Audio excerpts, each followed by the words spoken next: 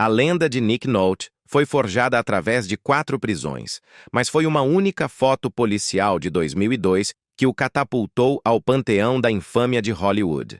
Aquela imagem, o cabelo loiro desgrenhado como um ninho de águia, a camisa havaiana berrante, o olhar perdido de um homem que viu o abismo, tornou-se um símbolo da queda de uma estrela.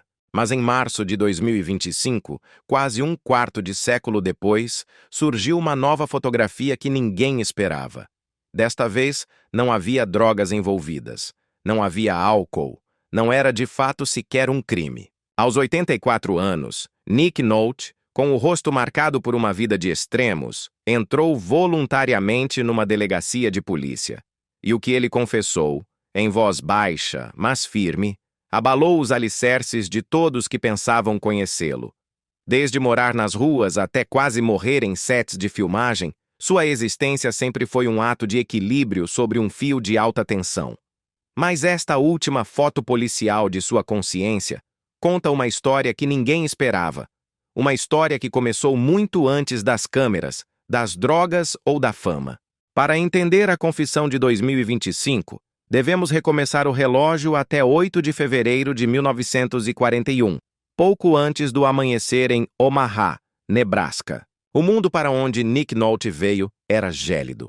Omaha estava presa em uma geada profunda, daquelas que fazem as portas emperrarem e a respiração congelar no ar. As temperaturas haviam caído para 9,6, 15,9.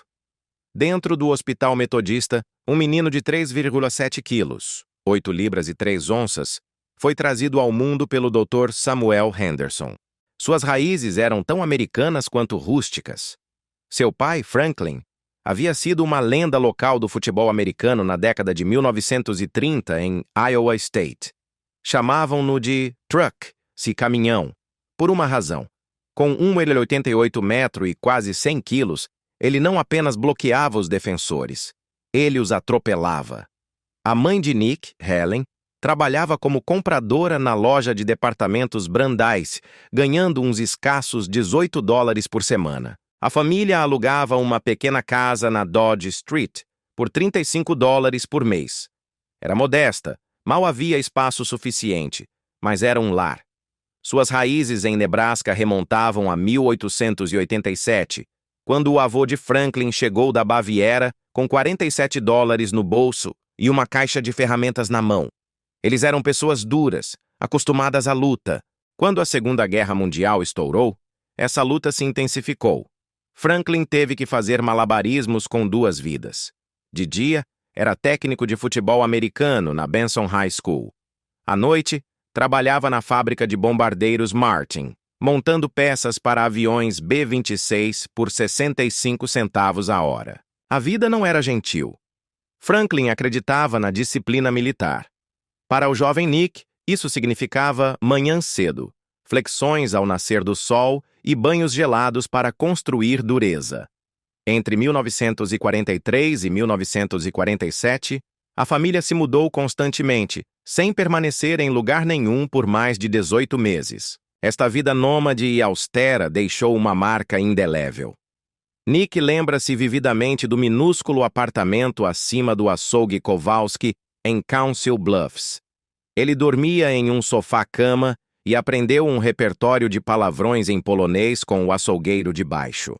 Nos meses mais difíceis, quando Franklin estava desempregado, Helen limpava casas por $2 por dia, e Nick vestia roupas de segunda mão doadas pela igreja metodista.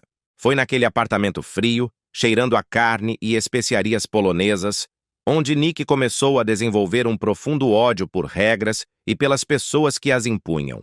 Tudo mudou em uma tarde quente de julho de 1946. Nick tinha 5 anos.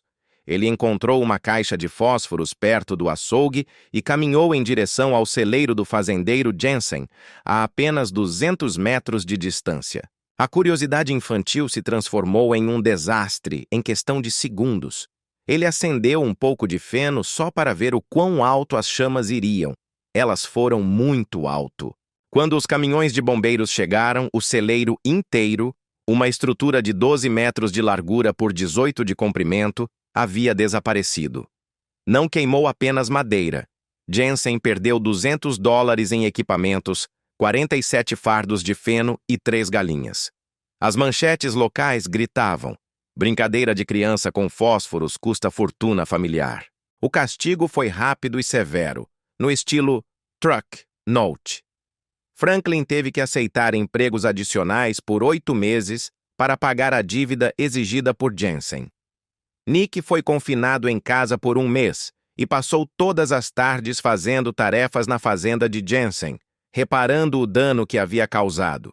Este incidente não foi apenas um acidente infantil, foi o primeiro ato de uma vida definida pela rebelião contra a autoridade. A escola também não trouxe a paz. Na escola primária Kingsley, em Waterloo, Nick estava sempre 2 passos à frente ou 2 passos na direção errada. Suas notas eram um mar de suficientes e reprovados em matemática e inglês, mas ele tirava notas máximas em educação física. Aos 9 anos, conseguia lançar uma bola de futebol americano a 32 metros. O técnico Miller o viu jogar e disse que o garoto tinha algo especial. Mas Nick não se importava com as salas de aula. Faltou à escola 47 vezes só na 5ª série. Em uma terça-feira, a polícia o encontrou nos pátios ferroviários da Union Pacific, simplesmente observando os trens passarem. Ele disse ao policial que estava aprendendo mais ali do que na aula de matemática. Os professores perceberam o padrão. Ele era um enigma. Conseguia memorizar jogadas complexas de futebol americano depois de ouvi-las apenas uma vez, mas não conseguia ficar sentado tempo suficiente para terminar uma folha de exercícios. Enquanto isso, em casa, uma nova tensão se formava. Uma batalha silenciosa pela alma do garoto. Helen, sua mãe, via algo diferente em Nick. À noite, ele contava histórias. Aventuras longas e sinuosas sobre cowboys no espaço e batalhas em Marte. Ela começou a escrevê-las. Em segredo, ela pagava $3 por semana de suas vendas de antiguidades para que ele frequentasse aulas de teatro aos sábados no Omaha Community Playhouse. Era o segredo dela. Franklin só descobriu meses depois, quando encontrou um programa de teatro no casaco de Nick. A erupção foi vulcânica. Ele chamou a atuação de uma piada para homens que não conseguiam fazer trabalho de verdade. Ameaçou enviar Nick para uma escola militar. Mas Helen, a tranquila compradora de loja de departamento, manteve-se firme. Esse confronto dividiu a casa em 2. Durante meses, Nick viveu preso entre 2 mundos. As ideias rígidas de masculinidade de seu pai, forjadas no campo de futebol americano e na fábrica de bombardeiros, e a crença silenciosa de sua mãe no poder da criatividade. Essa divisão, essa fratura fundamental entre a força bruta e a expressão artística, nunca se curou completamente. Ela definiu sua vida. Em 1955, Nick começou na Westside High School em Omaha. Aos 14 anos, já endurecido pela vida, tornou-se o chutador do time de futebol americano. Ele jogava com uma intensidade abrupta, carregando consigo aquela mesma vantagem que mais tarde definiria sua presença na tela. Mas ele não seguia as regras. Nunca seguiu. Sua energia era vulcânica. Excelente para o campo, perigosa para a sala de aula. Então, em 1958, as coisas mudaram novamente. Ele se transferiu para a Benson High e, desafiando a sombra de seu pai, juntou-se ao clube de teatro. Aos 17 anos, ele encontrou algo diferente no palco. O teatro, ironicamente, deu-lhe a estrutura que seu pai nunca pôde impor. Mas também lhe deu algo que a disciplina militar e os campos de futebol nunca lhe ofereceram. Deu-lhe espaço para respirar. E foi nessa respiração, nesse espaço entre o caos e o controle, que o Nick Nolte, que o mundo viria a conhecer, o rebelde, o artista, o homem da confissão de 2025, começou a tomar forma. As atuações de Nick Nolte naquele pequeno teatro da Benson High eram cruas, eram reais. Às vezes eram caóticas, mas as pessoas não conseguiam desviar o olhar. Havia uma verdade em sua falta de jeito, uma honestidade em sua fúria que o público não sabia que precisava. Mas, naquele mesmo ano, Tudo o que ele havia construído no mundo dos esportes, o único mundo que seu pai respeitava, desmoronou com estrondo. A disciplina de Truck Nolte não conseguiu conter o vulcão. Nick foi descoberto bebendo cerveja às escondidas antes do treino de futebol americano. Pior ainda, estava bebendo durante a sessão. A traição às regras do time foi absoluta. A escola, cansada de seu histórico, não lhe deu advertências. Eles o expulsaram. Simples assim. Seu caminho atlético, o futuro de estrela que o técnico Miller tinha visto, terminou. Ele foi forçado a terminar a escola em outro lugar, desconectado, furioso com o sistema, mas, ironicamente, também completamente aberto a novas direções. A dor de perder o futebol americano não o destruiu, empurrou-o mais profundamente para a atuação. No entanto, essa mesma inquietação, essa mesma imprudência que lhe custou sua carreira esportiva, voltaria com uma força aterrorizante. Em 1962, aos 21 anos, Nick cometeu o maior erro de sua vida. Um erro que quase o apagou do mapa. Ele começou a vender cartões de alistamento falsificados. Com a Guerra do Vietnã se intensificando, esses cartões ajudavam outros jovens a evitar o serviço militar, falsificando sua idade. Em 3 meses, ele ganhou $2.400, uma fortuna para ele. Mas um de seus compradores não era um jovem assustado. Era um agente federal. Ele foi preso em Phoenix. Foi pego em flagrante, 47 cartões, selos oficiais e quase $2.000 em dinheiro. O martelo da Justiça Federal estava pronto para cair. Ele enfrentava 45 anos de prisão e $75.000 em multas. Sua vida, como ele a conhecia, havia chegado ao fim. Mas então um milagre aconteceu. Talvez o juiz tenha visto o jovem assustado por baixo do trapaceiro. Por causa da sua juventude e de ser o seu primeiro delito, a sentença foi suspensa. Ele recebeu 5 anos de liberdade condicional. Mas a punição foi profunda. Ele foi proibido de servir no exército para sempre. Aquela mancha o marcou. Deixou uma culpa, mas também uma conexão profunda e inabalável com qualquer um que se sentisse fora do sistema. Para entender o seu crime, era preciso olhar para a sua jornada caótica no ensino superior. Depois de se formar no ensino médio em 1959, ele foi para a Universidade Estadual do Arizona com uma bolsa parcial de futebol. Depois mudou para o Eastern Arizona College, onde o seu talento natural brilhou. Ele jogou 3 esportes: futebol americano, basquete e beisebol. Ele era bom, mas as suas notas continuavam a cair. Ele fez algumas aulas de teatro como atividade paralela, movendo-se lentamente em direção ao seu destino. Eventualmente, ele fracassou e foi expulso. Ele era selvagem demais, distraído demais e estava muito dividido entre o que ele podia fazer e o que ele realmente queria. No Pasadena City College, em 1960, as coisas saíram do controle. Lá, Nick descobriu o álcool e nunca mais olhou para trás. Ele invadia repúblicas para roubar cerveja. Ele bebia pela manhã. Faltou a 47 das 65 aulas de teatro. 2 vezes ele foi encontrado inconsciente na biblioteca. Finalmente, ele abandonou a escola em maio de 1961 com uma dívida de $847 e deixando um rastro de móveis quebrados no seu dormitório. Mais tarde, naquele ano, numa tentativa desesperada de recuperar a sua antiga vida, ele voltou para a Universidade Estadual do Arizona para reviver os seus sonhos de futebol americano. Mas na 3ª semana de treino, o destino interveio. Ele rompeu o ligamento cruzado anterior, LCA. Naquela época, essa lesão era o fim da linha. Sem futebol americano, sem escola, sem rumo, ele entrou no teatro do campus e fez um teste para uma peça. Ele não tinha treinamento formal, mas a sua atuação crua chocou o diretor. Quando interpretou um criminoso em A Ópera dos Três Vinténs, outros atores ficaram genuinamente assustados com ele. Foi logo depois disso, em março de 1962, que a sua trapaça dos cartões de recrutamento desmoronou completamente. Mas, novamente, a sorte ou a graça intervieram. Liberdade condicional, não prisão. Aquele contato com a prisão fez com que ele visse tudo de forma diferente. A partir daquele momento, ele carregou a sensação de estar vivendo em tempo emprestado. Decidido a usar a sua segunda chance, ele se matriculou na prestigiada Academia Stella Adler em 1963, pagando $120 por mês para estudar com os melhores.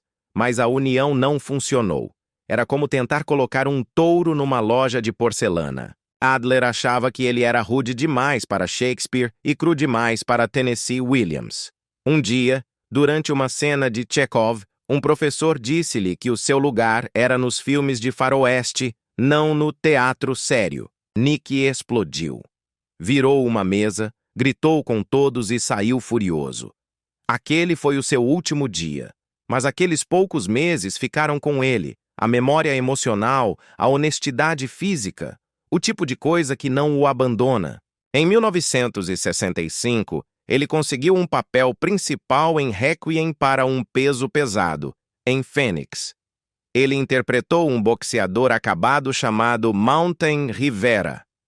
O público viu um homem desmoronar no palco. Um crítico escreveu que Nolte não atuou o papel. Ele tornou-se o papel. Mas nos bastidores, o caos não tinha parado. Uma noite, depois de muita cerveja e uísque, ele desapareceu. O show teve que ser cancelado. Apesar de tudo, ele foi pago $275. Foi o seu primeiro cheque como ator profissional. Nick Nolte não era para ser o rosto de produtos de beleza. Ele era áspero demais, real demais. Mas em 1972, um anúncio nacional da Clairol mudou tudo. Ele tinha 31 anos, usava jeans e uma camisa aberta, sentado num tronco ao lado da modelo loira Ann Powers. Aquela imagem não vendia apenas um clareador de cabelo, Summer Blonde. Ela vendia autenticidade. O seu visual robusto e natural era exatamente o oposto dos modelos masculinos perfeitos e de plástico da época. As pessoas notaram, os diretores de elenco notaram. Aquela única campanha tirou-o da obscuridade e colocou-o em todas as revistas dos EUA. Quando o seu rosto apareceu nas caixas do produto, Nolte tinha acidentalmente começado a sua jornada em Hollywood. Aquele charme rude e descuidado logo se tornaria a sua marca registrada. A televisão foi o próximo passo, mas não veio com fogos de artifício. Apenas trabalho constante e duro. Em 1973, ele apareceu num drama policial esquecido, Griff, como um jogador de futebol americano acusado de assassinato. Depois vieram Barnaby Jones em 74 e 75, e um par de filmes para a TV. Ele ainda não era famoso, mas podia-se sentir que algo estava a acontecer.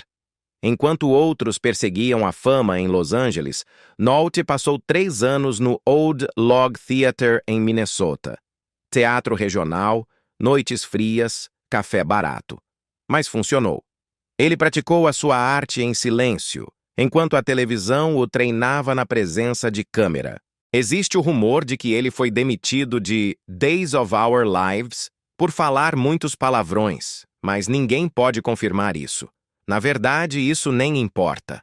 A lenda de Nick Nolte já estava escrita em seu rosto e o mundo estava prestes a lê-la. A energia bruta sempre esteve ali, fervilhando sob a superfície. Enquanto os papéis de televisão se acumulavam, um trabalho estável, mas sem alma, Nolte se manteve conectado ao seu verdadeiro amor, o palco. Em 1972 e 1973, ele atuou na peça The Last Pad, em 2 teatros diferentes. Ele não estava apenas memorizando falas, ele as vivia. O teatro, no início dos anos 70, era um caso bagunçado, emocional e pessoal. As fronteiras se misturavam, todo mundo saía com todo mundo. Havia sussurros sobre ele e a lendária Shelley Winters, mas novamente apenas sussurros. O que é certo é que ele se entregava a esses papéis. A atuação de método não era mais uma técnica para ele. Havia se tornado seu estilo de vida, uma fusão perigosa de realidade e ficção. E então, em 1976, veio Homem Rico, Homem Pobre, Rich Man, Poor Man. Aquele foi o momento. Aquela minissérie mudou tudo. Nolte interpretou Tom Jordache, um boxeador da classe trabalhadora, machucado e pobre, que tentava fugir de seu passado. O papel não exigia atuação, exigia sacrifício. Nolte treinou até a exaustão. As cenas de boxe eram brutais e reais, não coreografadas. Ele fez a maioria de suas próprias acrobacias, o que significava sangue, suor e contusões de verdade. A minissérie foi ao ar em fevereiro e os Estados Unidos não conseguiram desviar o olhar. Pela primeira vez, Nick Nolte era um nome familiar. Ele recebeu uma indicação ao Emmy e provou que não era apenas um rosto rude para comerciais de shampoo. Ele era um ator sério, com um poço profundo de dor e desafio sob a superfície. O mundo finalmente tinha visto o vulcão que sua mãe havia descoberto anos antes. Após esse sucesso, seu método só se tornou mais intenso, mais extremo. Para o filme de 1986, Um Vagabundo na Alta Roda, Down and Out in Beverly Hills, ele levou as coisas a um limite que poucos atores ousam sequer tocar. Para interpretar um morador de rua, ele se tornou um. Ele viveu nas ruas de Los Angeles, dormiu nas calçadas, não tomou banho por semanas. E sim, ele comeu comida de cachorro para entender o desespero da fome. Ele tentou entrar em um abrigo, mas foi rejeitado.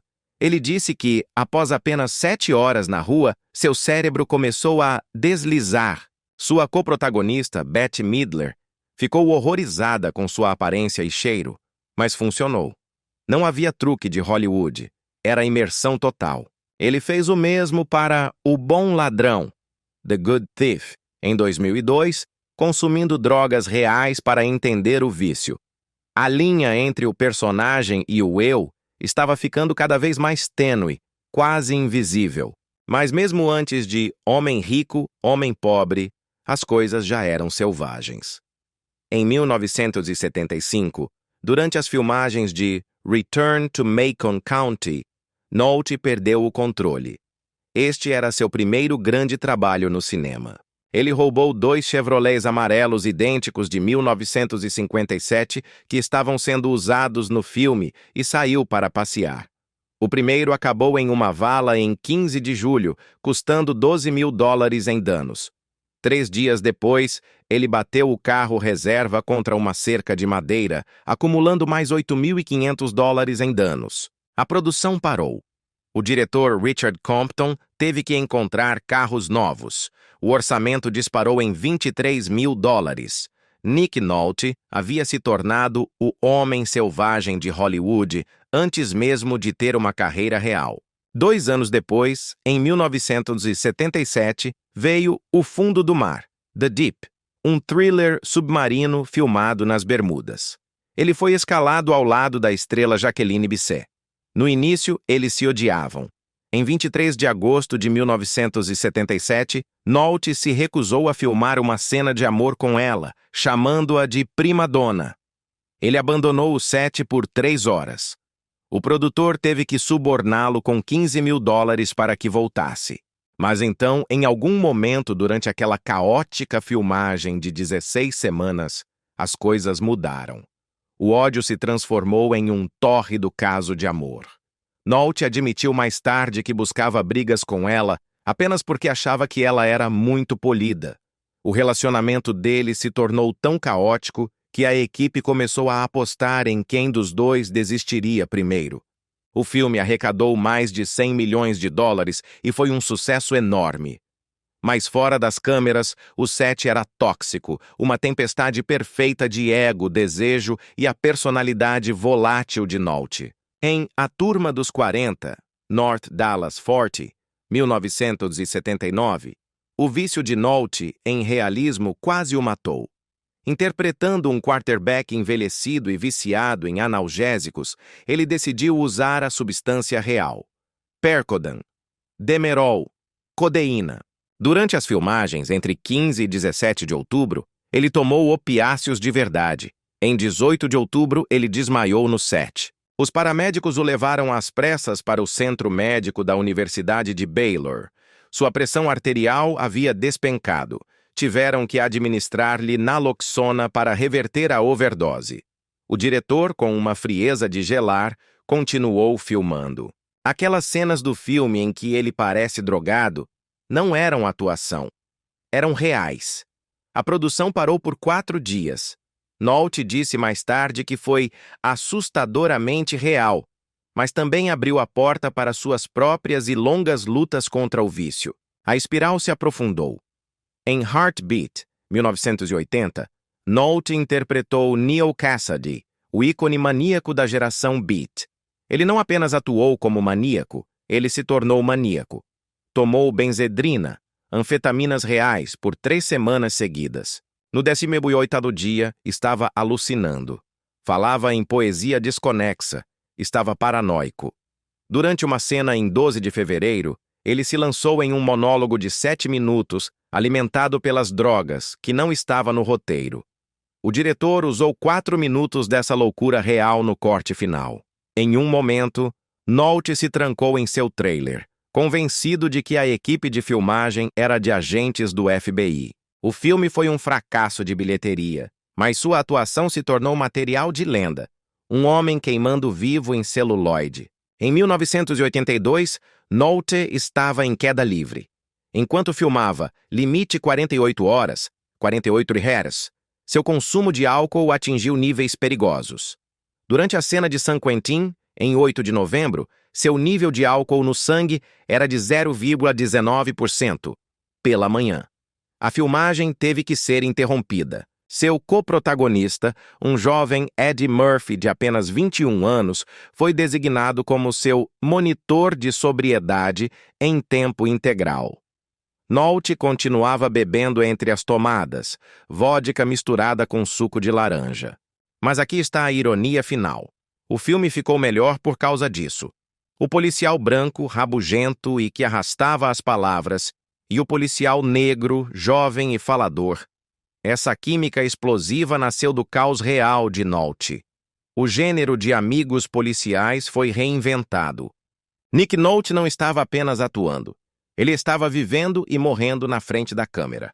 Nick Nolte não interpretava seus papéis. Ele desaparecia dentro deles. Às vezes, a um grau aterrorizante. Quando interpretou o professor Alex Ruddy em Professora, Teachers, 1984, ele odiou a cena original do suicídio. Achou-a falsa. Ele mesmo havia passado por uma depressão profunda no início dos anos 80 e disse que o roteiro fazia o desespero parecer limpo, quando na realidade é tudo, menos isso. Assim, em um ato de rebeldia artística, ele a mudou. Pegou uma navalha de barbear real, certificou-se de que o set estivesse realisticamente sujo e encenou uma cena em que simulava cortar o pulso, não de verdade, mas perto o suficiente para perturbar profundamente todos que assistiam. Ele não saía do personagem entre as tomadas. Andava pelo set, murmurando para si mesmo sobre como as escolas estavam arruinadas. Até o diretor admitiu mais tarde que tinha sido demais e teve que atenuar na sala de edição. O filme arrecadou 27 milhões de dólares, mas ninguém falou sobre a mensagem educacional. Todos se lembravam de quão real Nolte parecia quando finalmente quebrou. 2 anos depois, ele cavou ainda mais fundo. Para Um Vagabundo na Alta Roda, Down and Out in Beverly Hills, 1986, Nolte interpretou um mendigo. Para se preparar, não consultou livros nem assistiu a filmes. Ele se tornou um. Viveu nas ruas. Dormiu sobre papelões. Remexeu em lixeiras. Não houve banhos. Não houve nada falso. Perdeu mais de 10 quilos, 23 libras. E todos os dias entrava no set fedendo a rua. Não era um disfarce. Era a dura realidade da indigência. Sua coprotagonista, Bette Midler, não suportava ficar perto dele durante as cenas e exigiu uma dublê de corpo. O diretor teve que trazer ventiladores gigantes só para limpar o ar entre as tomadas. Suas unhas estavam pretas, seu cabelo estava oleoso. A equipe de figurino desistiu de tentar igualar o estado em que Nolte havia se transformado. O filme arrecadou 62,1 milhões de dólares e se tornou o filme com classificação R para adultos mais bem-sucedido da Disney na época. Mas o preço foi alto. Custou a Nolte 6 meses de recuperação mental e física para voltar a se sentir ele mesmo. E então veio O Príncipe das Marés, The Prince of Tides, 1991. E esse filme cortou ainda mais fundo, atingindo o osso de seu passado. Para interpretar Tom Wingo, um homem atormentado que frequenta a terapia, Nolte se submeteu a sessões reais de hipnoterapia com um médico em Beverly Hills. Ele não esperava descobrir memórias enterradas, mas descobriu abuso, um porão, coisas que ele passou décadas sem enfrentar. Parou de dormir. Começou a beber uma garrafa de uísque por dia só para conseguir passar pelas filmagens. Barbra Streisand, que dirigia e coprotagonizava, viu que ele estava desmoronando diante de seus olhos. Ela contratou um terapeuta para ficar permanentemente no set, temendo pela sanidade de seu ator principal. Suas cenas de colapso nervoso foram filmadas em uma única tomada. Não poderia haver uma segunda. Ele não estava fingindo. A dor que o público viu na tela era real. O filme arrecadou quase 75 milhões de dólares. Nolte recebeu uma indicação ao Oscar. Mas ele disse que isso não significava nada, porque o que aconteceu fora das câmeras foi pior do que qualquer coisa que o público pudesse imaginar. Quase na mesma época, O Segredo de Affliction, tirou algo mais dele: a raiva. Ele estudou casos policiais violentos para interpretar Wade Whitehouse e acabou imitando seu personagem de perto demais. Um dia, enquanto ensaiava uma cena em casa, ele socou um espelho com tanta força que o estilhaçou. Havia sangue por toda parte. Precisou de 12 pontos. O aterrorizante foi que ele não se lembrava de ter feito isso. As imagens de segurança de sua casa mostraram que ele esteve completamente em branco, em um apagão mental, durante 10 minutos inteiros. Suas mãos estavam frequentemente machucadas. Ele se assustava com ruídos repentinos. O filme não foi bem nas bilheterias, mas sua atuação chocou as pessoas. Elas não sabiam o quão perto estava da vida real. Seu relacionamento com Streisand também não sobreviveu. Durante uma cena de amor em O Príncipe das Marés, ela pediu 17 tomadas diferentes de um único beijo. Nolte explodiu. Acusou-a de ser controladora. Ela respondeu que ele estava bêbado e era pouco profissional. Eles gritaram um com o outro por 45 minutos enquanto a equipe de filmagem tentava desaparecer por trás das luzes. Depois disso, eles evitaram filmar cenas juntos sempre que podiam. Usaram dublês de corpo para os planos gerais. Nunca promoveram o filme juntos. Ele disse mais tarde a uma revista que trabalhar com ela parecia ser asfixiado. Streisand admitiu que a tensão quase arruinou todo o filme. Em O Óleo de Lorenzo, Lorenzo's Oil, 1992, ele deveria interpretar um pai que via seu filho sofrer os estragos da ALD. Nolte não se limitou a atuar o luto. Ele se reuniu com pais reais, conversou com eles, absorveu a dor deles. Quando ele desabou na câmera, não estava no roteiro. Suas lágrimas vieram do nada e simplesmente não pararam. Sua coprotagonista, Susan Sarandon, também chorava fora das câmeras. Ninguém no set conseguia respirar. O diretor lutava para lidar com isso, inseguro de onde terminava Nick Nolte e onde começava o personagem. Então veio Disposto a Tudo, I'll Do Anything, o musical que se tornou um desastre.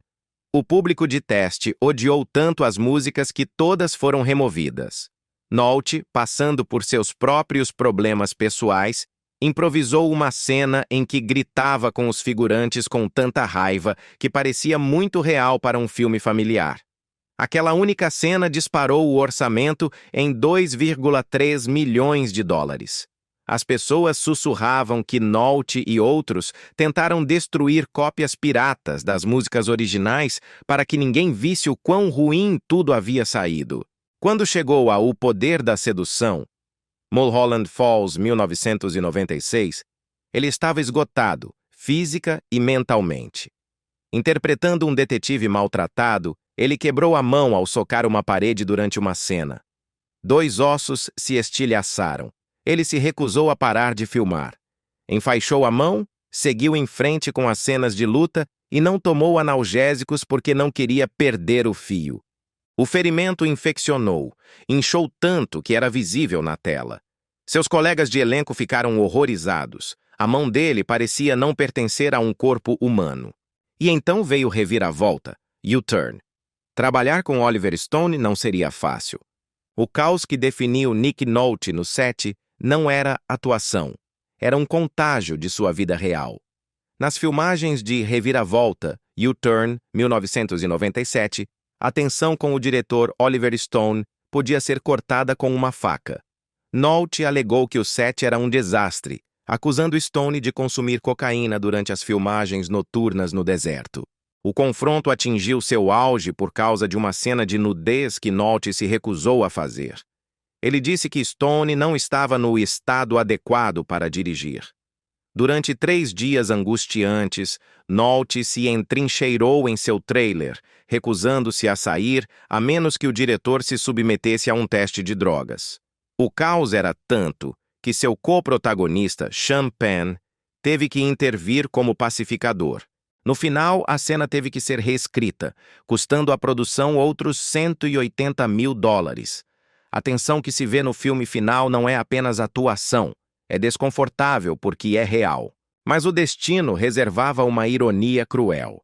Em setembro de 2002, Nolte estava pronto para seu grande retorno com O Bom Ladrão, The Good Thief.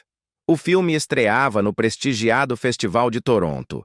Ele interpretava Bob, um jogador envelhecido, viciado em heroína, que tentava um último grande golpe. Apenas alguns dias após a estreia, em 11 de setembro, Nolte foi preso na Pacific Coast Highway. A substância, GHB. A infame foto de registro policial, o cabelo loiro despenteado, a camisa havaiana, rodou o mundo. O momento não poderia ter sido pior. Devido à liberdade condicional, ele não podia viajar. Isso significava que não haveria turnês de imprensa, nem circuito de festivais, nem entrevistas. Embora a crítica tenha elogiado sua atuação crua, ele não pôde defendê-la. O diretor Neil Jordan chamou isso mais tarde de uma oportunidade de Oscar perdida. Nolte havia colocado tanto de seu vício real no personagem que chegou a se algemar a uma cama por 3 dias só para filmar uma cena de abstinência. Mas o mundo nunca chegou a ver essa redenção. Esse vício em realismo não diminuiu com a idade, intensificou-se. Em O Véu Pintado, The Painted Veil, 2006, Nolte tinha 65 anos e interpretava um médico na China da década de 1920 durante um surto de cólera. A maioria dos atores teria fingido o idioma e deixado que os dublês cuidassem dos riscos. Nolte não. Aprendeu mandarim. Nadou em rios chineses reais, embora os médicos o tivessem avisado que a água não era segura. Em questão de dias, ele adoeceu violentamente, perdeu 8 quilos, 18 libras, e precisou de gotas intravenosas entre as cenas. Seguiu em frente. Naomi Watts disse mais tarde que era quase aterrorizante ver o quão longe ele se forçava. Em Guerreiro, Warrior 2011, ele interpretou um pai destruído tentando se reconectar com seus filhos. Uma cena, uma simples conversa em um quarto de hotel transformou-se. Nolte começou a chorar. Não era um choro de filme. Eram soluços reais, imparáveis, que sacudiam seu corpo. Continuou por 6 minutos enquanto a câmera seguia gravando. O diretor, Gavin O'Connor, chamou isso de a coisa mais real que ele já tinha visto em um set. Nolte não queria que essa tomada estivesse no corte final. Disse que era muito crua, muito pessoal. Mas ela ficou. Tom Hardy, seu coprotagonista, não saiu do personagem. Apenas o confortou. Nenhum roteiro poderia ter planejado isso. 2 anos depois, em Parker, 2013, Nolte tinha 72 anos e continuava recusando dublês. Corria por um beco estreito na Louisiana quando atingiu o ombro contra uma escada de incêndio. O som da deslocação ficou gravado no áudio. Ele continuou atuando por mais 30 segundos antes de desabar. Quebrou os ligamentos, precisou de cirurgia e parou a produção por semanas. Mesmo assim, voltou com uma tipóia e terminou ele mesmo cada cena de ação. Mas suas atuações na tela contam apenas uma parte da história. Para entender o ator, é preciso entender o homem. Em 1961, Nolte foi preso por falsificar um cartão de recrutamento. Ele evitou o Vietnã, mas se sentiu culpado pelo resto de sua vida. Disse que isso o fazia se sentir incompleto. Essa culpa o levou ao seu primeiro encontro com as anfetaminas na faculdade. Enquanto outros iam para a guerra, ele tomava pílulas para silenciar a vergonha. Esse momento sombrio desencadeou um vício de 40 anos. Sua vida pessoal foi igualmente caótica. Em 1978, sua ex-esposa, Sheila Page, entrou com um processo exigindo $1 milhão, alegando que ele a havia abandonado por Hollywood. Ela apresentou provas, recibos, depoimentos. Pintava a imagem de Nolte, se transformando de marido em estrela mulherenga. Alguns anos depois, seu segundo casamento terminou após a trágica morte de sua filha não nascida em 1983. O bebê morreu aos 7 meses de gestação. Nolte parou de falar. Começou a beber uma garrafa de uísque por dia. Sua esposa disse que ele se tornou irreconhecível, escondendo garrafas e desaparecendo por dias. Seu terceiro casamento com Rebecca Linger desmoronou depois que ele a traiu durante as filmagens de O Príncipe das Marés. Ela o rastreou. Investigadores particulares entregaram provas, fotos, faturas de hotel. Ela afirmou mais tarde que ele gritou com o filho pequeno deles durante um derramamento de suco, tão violentamente que a criança se arrastou para debaixo de uma mesa. Os tribunais ordenaram visitas supervisionadas. Ele teve que se submeter à terapia de controle da raiva e recuperação de vícios apenas para ver seu filho. E então havia Deborah Winger. Seu relacionamento breve e explosivo nos anos 80 fez história nos tabloides. Eles brigavam durante os ensaios, quebravam pratos em restaurantes e uma vez tiveram uma discussão tão forte que Nolte jogou um roteiro no rosto dela. Ela respondeu com uma taça de vinho. Foram banidos do Spago. Seu ponto de virada veio em 2007. Foi quando nasceu sua filha Sofia, de seu relacionamento com Clyde Lane. Nolte tinha 66 anos. Ele parou de beber. Pela primeira vez, disse ele, tinha uma razão para não fazê-lo. Substituiu o cantil no bolso por uma foto dela. Começou a fazer jardinagem às 5h da manhã, a ler com ela depois da escola, a cozinhar o jantar à noite. Ele até colocou Sofia em um filme com ele, Head Full of Honey, onde ela ganhou $50 mil. Mas mais do que dinheiro, ela lhe deu estrutura. Aos 84 anos, Nolte vive tranquilamente em Malibu. Tem um patrimônio de $75 milhões, dirige um Prius de 15 anos e passa a maior parte do dia em seu jardim. Ele evita festas, a fama e a maioria das entrevistas. Em 2018, ele escreveu suas memórias, Rebel. Não adoçou nada. Admitiu que odiava trabalhar com Julia Roberts, chamando-a de falsa. Detalhou seu hábito de cocaína de $50 mil por mês. Uma vez, inalou heroína por engano e quase morreu. Em 1987, ele chegou a sentar em sua garagem com o motor ligado, pronto para acabar com tudo. Não o fez. Após a prisão de 2002 que deu ao mundo aquela foto policial de cabelo selvagem, ele tentou se recuperar. Realizou reuniões dos alcoólicos anônimos em sua casa em Malibu. Recaiu em 2005, bebendo para lidar com a solidão que, segundo ele, a fama impunha. Mas quando Sofia veio ao mundo, aquele inferno pessoal mudou. Em 2018, ele tinha quase uma década de sobriedade. O homem que havia vivido uma vida de extremos, que havia borrado a linha entre a arte e a autodestruição, finalmente havia encontrado a paz.